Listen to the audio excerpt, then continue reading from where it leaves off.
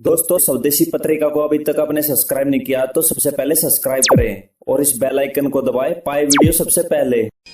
मैं भारत को भारतीयता की मान्यता के आधार पर फिर से खड़ा करना चाहता हूं, उस काम में लगा। फालतू का खर्चा बंद, साबुन मत खरीदो, बहुत फालतू खर्चा। एक साबुन 15 रुपए का 100 ग्राम आता है, 150 रुपए किलो। आप बोलोगे नहाएं कैसे? फोकट में नहाओ ना, बिना साबुन के। बिना साबुन के कैसे नहाते मालूम है?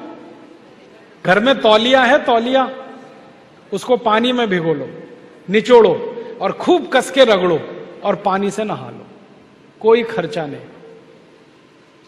फिर आप कहेंगे पसीने की बदबू आती है, उसके लिए दूसरा रास्ता बताता हूं। नींबू का छिलका है ना, जिसका रस निकाल दिया, उसको उल्टा करके खूब रगड़ो शरीर में, पानी से नहा लो, एकदम खुशबू आती है।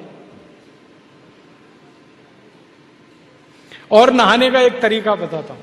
अपने देश में एक महाशिवरात्रि त्योहार आता है। शंकर जी को उस दिन स्नान कराते हैं। किससे? दूध से कि लाइफ बॉय से? पता है शंकर जी लक्स लगाते हैं? नहीं ना, शंकर जी दूध से नहाते हैं। क्यों? सोचा कभी क्यों? मैंने सोचा, ये शंकर जी दूध से क्यों नहाते हैं? भक्त लोग साबुन से नहाते हैं, भगवान जी को दूध से नहलाते हैं।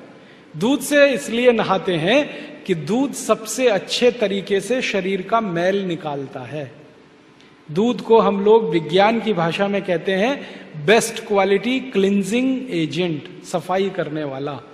आप एक दिन ऐसा करना, दूध लेना थोड़ा कच्चा, उसको चेहरे में लगाना, फिर रुई से चेहरे को पोंछना, रुई एकदम काली काली हो जाए। कैसे? आपने दूध लगाया, गंदगी सब बाहर आ गई, रुई से पोंछा, रुई पे आ गई। माने गंदगी निकालने का काम दूध करता है। तो शरीर में भी दूध लगाएं, गंदगी निकल जाएगी। समझ में आया? अपने भारत में किसी बुजुर्ग के पांव छुओ तो क्या कहते हैं? दूधो नहाओ। कभी किसी ने यह कहा लक्स लगाओ पूतों फलो? कहा किसी ने? नहीं। सब लोग कहते हैं दूधो नहाओ। तो मान तो लो उनकी बात, दूध से नहाओ। आप बोलेंगे बड़ा खर्चा होगा, साबुन से कम खर्चा होता है दूध से नहाने में। मैं बहुत बार नहा के देखा, 2-3 चम्मच दूध लगता है, उसको शरीर में मालिश कर लो तेल की तरह से, फिर पानी से नहा लो, गंदगी सब निकल जाती है। और दूध से नहाओ ना तो त्वचा एकदम मुलायम रहती है, सॉफ्ट रहती है।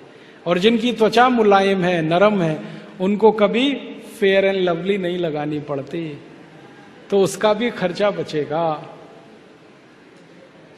ठीक है? नहाओगे दूध से। अब दूध से नहाएंगे तो दूध की बिक्री बढ़ेगी कि घटेगी?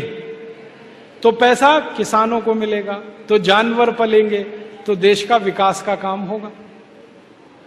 समझ गए? नहीं तो चने के आटे से नहाओ, बेसन से।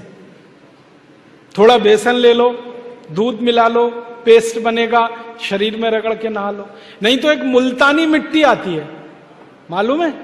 वो रात को भिगो दो पानी में, सुबह लगाओ, बालों में भी शरीर को भी। बालों में लगाओ तो शैम्पू जैसी, शरीर में लगाओ साबुन जैसी।